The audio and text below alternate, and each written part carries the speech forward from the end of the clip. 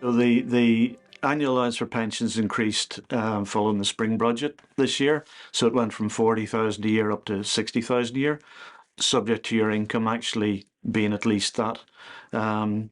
For most people, when we look at pension or how much we pay into pension, they presume that if I see a certain amount coming out of my pay slip each month, that's what my pension is growing by.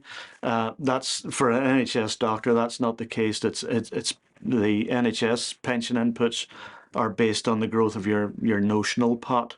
And that's based on a raft of different things, including inflation and your salary and so on.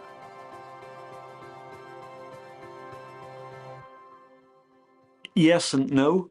In the wider scheme of things, yes, it will. I mean, theoretically, it means that ceiling that you could, the overall amount you can pay into pension doesn't exist anymore.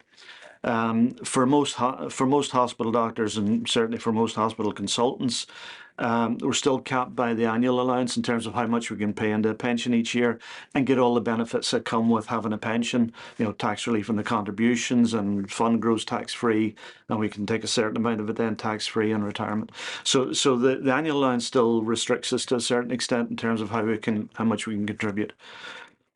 So for most medics, I would say to them, if you're looking to maximise the amount that you're paying into pension, it's important to look at your pension inputs each year. Keep an eye on your pension inputs and be aware of where they are. Being aware of when your salary increments come into play, because when those salary increments come in, your pension inputs in that year will be significant, probably up to the limit, if not in excess of the limit. So if you are contemplating making additional provision for retirement, certainly having a look at your pension inputs are important.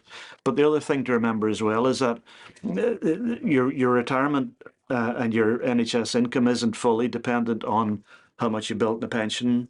As such, there are other options you can look at. You know, there's ERBO, early retirement buyout option, so you can buy back years from state pension age to come out at 65 if you want to do.